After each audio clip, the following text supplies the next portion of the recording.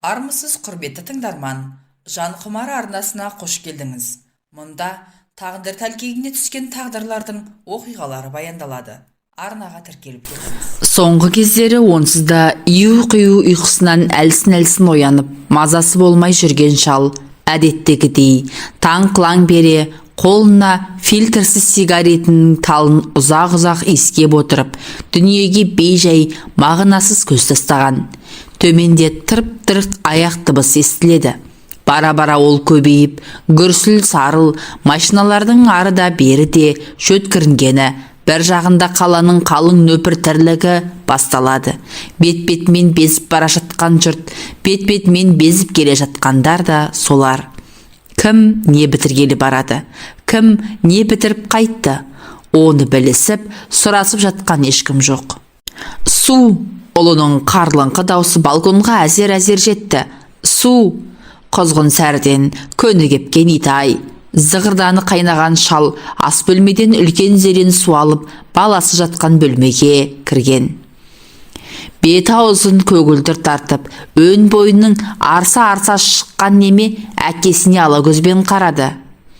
«Яшы прасыл, жаныма су әкеліп қой» деп. «Мынаны не, тауысып тастағансың ба?» Шал төсек жанында тұрған шәугімнің қақпағын ашты. «Бір түнде? Жалко, что ли?» Баласы зерендегі суды қылқ-қылқ жұтып алды. «Как там насчет выпивки?» «Бір-екі ұрттам ғана. Давай сюда». Баласы жарты стакан самогонды қолы дірілдеп, қақалып шашалып зұрғашты. «Ят, что ли?» деді сосын біраз тұншығып отырып. Шал жауап қатпай шығып кетті. Азылдатып шай қойған. Қанша жылдардан бері осы. Өз шайын өзі қояды, өзі ішеді. Ет соған әбден үйреніп алғаны соншалық, баласы үйге қайтып келгелі бөлмелері тарылып, дыбысы ұлғайып, мұның тынысы тарылып кеткен сияқтанады. Жанына жайсыз, өзінен басқаның бұған керегі жоқ, өзіне өзі ғана керек. Басқаны қайтеді, баласының қайтып келген қырсығын көрмейсің бе? Итай, өзінен туды дегенмен, бала кезінен жат болып қалғанда бауырың езіле қоймайды екен. Өзгеден көріп жүрген әкелік мейірімін өзіне қанша іздесе де таппай қойған.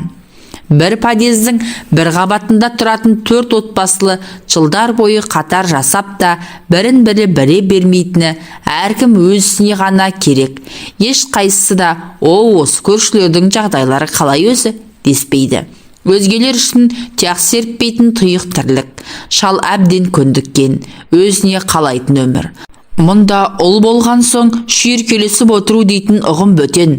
Ұзақ жылдар паровоз кабинасында қиыр-шиыр кезген ғұмыры әуелде дала безер қылып жіберген. 40-тан енді асқанда қатыны өлді. Қайта үйленген жоқ, керек қылмады. Пойыздағы қызметті, қыз қырқынның қызығын місе тұтты. Ойна күл, алдында еш борыштар емессің. Осылай өткізді ол өмірін. Қала, жол, рельс. Оқта-текте ауыл еске түсетін. Сонда туады ғой ой. Өсті. Бірақ әскерден соң темір жолшылардың оқуын бітіріп, пойыз жүргізіп кетті. Өмірі рельстің үстінен шықпайтын. Анадайда аузы қисайып, әкең өліп жатса да, пойызды тоқтатуға болмайтын кәсіп ол. Осыдан кейін бұл ауылды да, ауылдағы ағайын туғанды да баяғыда ұмытқан. Олардың да мұны тарс естерінен шығарғаны күмәнсіз. Мұндағылар және білмейді. Дос жаран дегенге обастан үйір емес тұғын. Бірдекілімен соншалық әмбей-жәмбей болмаса да, анда-санда шай берсіп жүрушеді, әйелі өлген соң ол да тыйылған. Үйелменділермен араласуға жалғыздылықтың сәні келмейтін болып шықты. Сосын жан жағына қолды бір сілтеген, әйтеуір жалғыз ұл бар. Ұл үйлене сала қайнатасының қолында тұрды.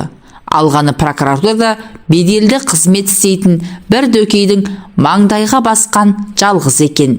Сөйтетін рас болса, біздің үйде тұрамыз деп, ұлын қолдарына кіргізіп алған. Орысшалау өскен, баласында қазақтың күшіккеу дейтін намысқа тиетін ұғымы да жоқ болатын. Жалғыздың жайы белгілі. Өзінен жаралды дегенмен, түр-түсі біртүрлі бөтен. Көбіне көп анасының бауырында, жанында болды. Бұл пойызбен рельс болып қиыр-шиыр дүние кезумен ресторанда істейтін орыстың ышқыры боз, тоқ балтыр, қалың құйрық, қиылған бел, қаз бөтеге, қыз келіншектерімен алма кезек көретін рахатмен жүрді. Үй жайды оншалық қап еліне ала қоймайтын. Өмір өте берді ғой. Жылжыған жылдармен балада өсті.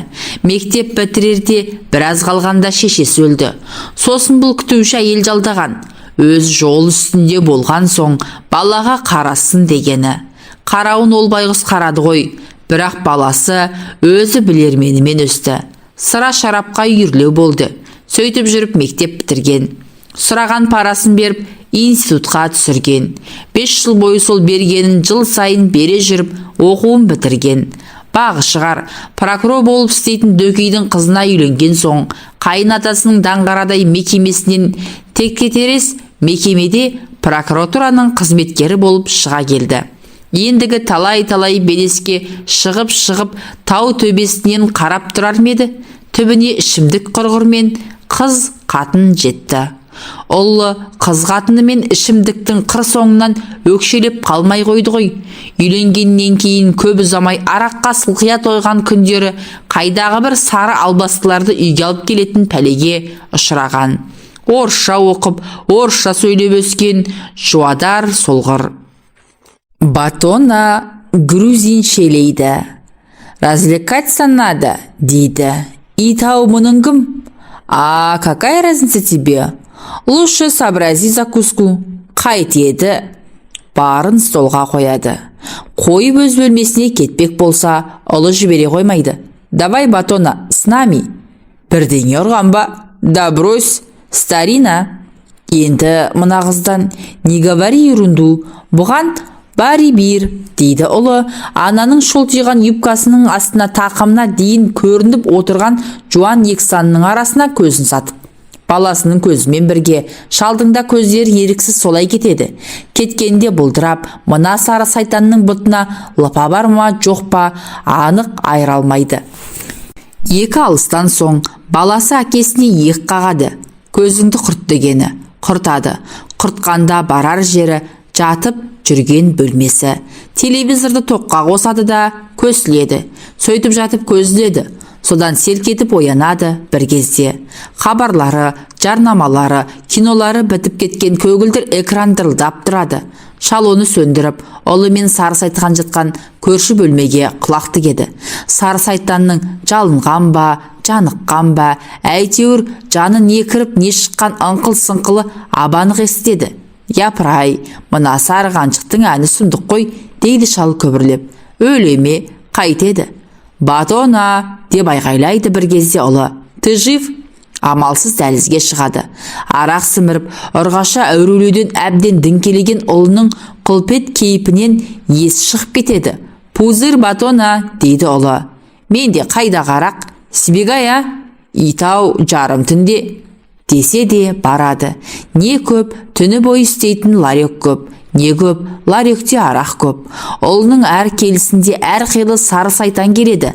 Қара албастылар да бар. Қай сайтан, қай албасты да бір-бірінің аузына түкіріп қойғандай. Өкілеп, үздігіп, үйді көшіріп жатады. Әуелде шалбыған үрке қарап, ашуланып, еденге түкіріп, жаман кіжініп, ішінен дымығатын. Дымын қалдырмайда сыбап отырушы еді. Бара-бара оған да бір қызушылықпен әуестік билеп кетті. Көрсе еді, көрсем дейді соны. Өзі өткен, өліп өшкен мектеп қой. Қой, ұят деуді де ұмытқан жоқ. Бірақ әуестік әл бермейтін әзәзіл емес пе? Қайсы бірде төсегінен жайлап тұрып, мысықша ептеп басып, ұлымен сары сайтанның жын-ойнақ бөлмесінің есігіне келген. Есіктің үстіңгі жағы әйнек болатын. Көз әйнегін тығындап, ақырын содан ішкен үлді.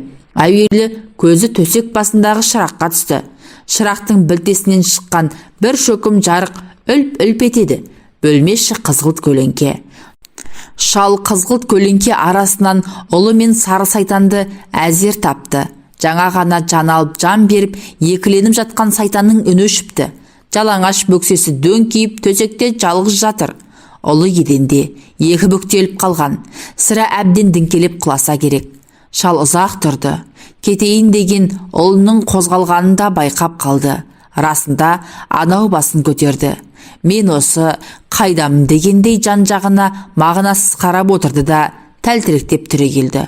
О Құдай, бері жүріп келеді. Шал сүрініп қамынып бөлмесіне әзер жетті. Есігіне кіріп үлгергенше соңынан ұлының әсірлеп әзер шыққан дауысы қуып жетті. Батона, батона пит. Шал шықты. Дай пит батона. Сума, огненный. Шалды жалғыз сәтте әзәзіл айналдырды. Бөлмесінен өзі тығып ішіп жүретін 90 градустық самогонды қырлы стаканмен алып шықты да белуарынан асыра құйып, осыны тарт, деді. Ұлы самогонды көмейіне төңкере салып, демін ала алмай, қылғынып, шеке тамырлары сұмдыға дырайып, көзі шарасынан шығып, көгеріп сазарды да қалды. Содан әзер дем сімірген. Енді тікесінен түк құлап бара жатты. Әкесі сүйеп қалмаса, сүйеп қалды да, дәл сол жерге жатқызып, үстіне босағада ілулі тұрған қойтан жылы ескі плащын тастай салды. Сосын жанында аз кем тұрған, қорлы үдей түскенде барып, сары сайтан жатқан бөлмеге енді ептеп, қыздың жалаңаш бөксесіне үздіге үңілді. Толықта, томпақ, жұп-жұмсақ, жайлап иығынан қозғап еді, қазір үстіне тас құлап кетсе де дәнеңе сезер емес. Шалдың қаны қызып, тамырлары лыпылдай бастады. Шалды бір қарсы үйдегі шекілдеуік сатқыш жасамыс жуан әйелдің етегін көтеріп қойғаны болмаса, жас иістен баяғыда қалған, бірақ оның қызуы мен жұпары жадында қалған кәрі бура оқыс шабынып, шырақтың шөкім жарығын жалғыз үрлеп өшіріп, әй Құдай, өзің кешіре көр деп мені сары сайтанның үстіне міне берген. Жастанның құдірет қуат бергені бар ма? Шалдың күн түймесін пышақпен ойып алып жатсаң да, қыңбайтын халдегі удай мас қыздың балғын жұмсақ денесін бір сағаттың айналасында 2 рет езіп алған.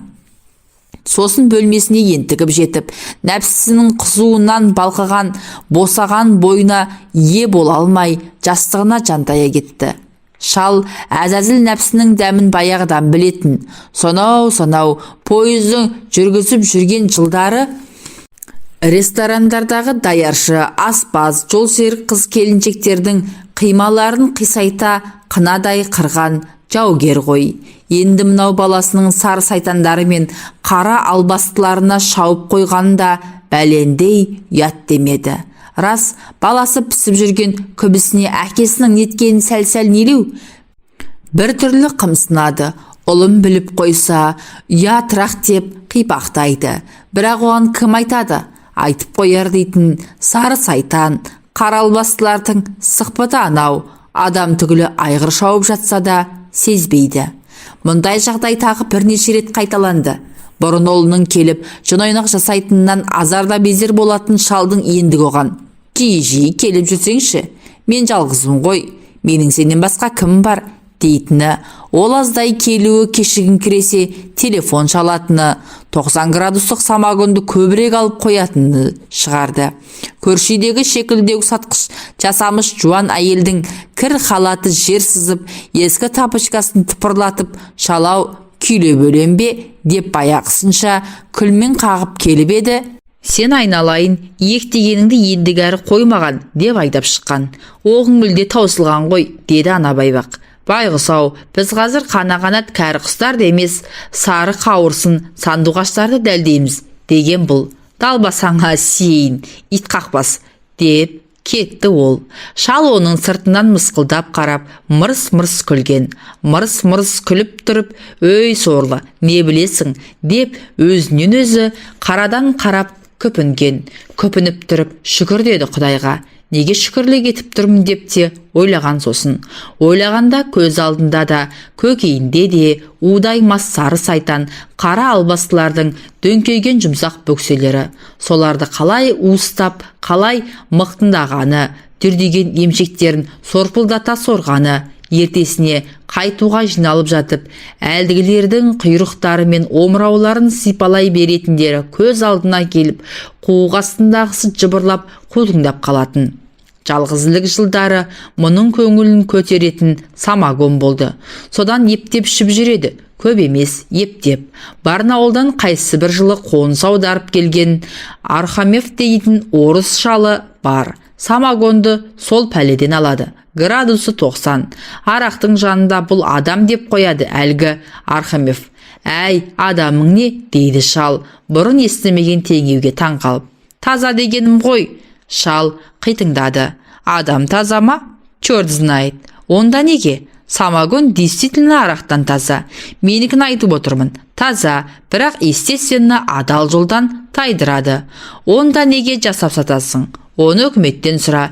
Жасап сатуды содан үйрендік. Өзі де ақылы толмай келе жатқан адамды арақпен азғындатып жатқан әуелі уақыт. Мұныңды естіп қоймай ма? Сен айтпасаң қайдан естиді? Бірақ сен тісінен шығармайсың ғой. Неге? Самогон сатпай қоямын. Екеуі қосарлана күледі. Жайраңдасып отырып, самогоннан тартып алады.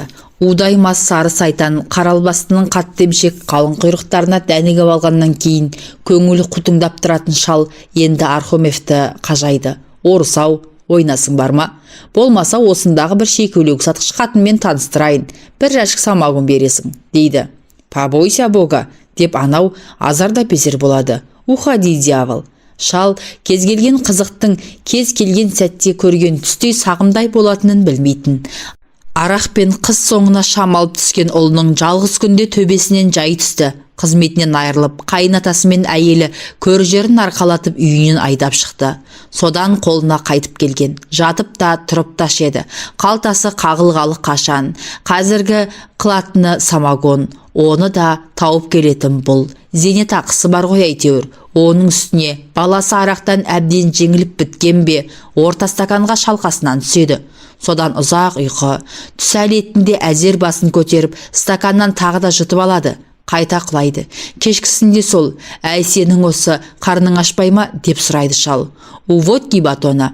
Очень высокая калория, дейді өзеңденіп кеткен тілінің ұшы екі езуінен кезек-кезек жылт-жылт етіп. Кей күндері ұлының қалт-құлт басып балконға шығатыны бар. Темекі талын бірінен кейін бірі сорып, үнсіз ұзақ отырады. Көрікті-ақ еді. Енді 40-қа жетпей-ақ беті мыж-тыж, тік бойы еңкіш тартып, қолдарының терілері көбейіп, әрі жерлері ақтаңдақтаныпты. Енді не істейсің? Деп сұрайды шал. Жата бермексің өстіп? Налей батона. Құлап қаласың ғой. Умереть бы. Қой, оның не? А разве ты этого не хочешь? Хочешь. Қой әрі, жалғыз қалып. Ты так и всю жизнь одинокий. Одиночество требует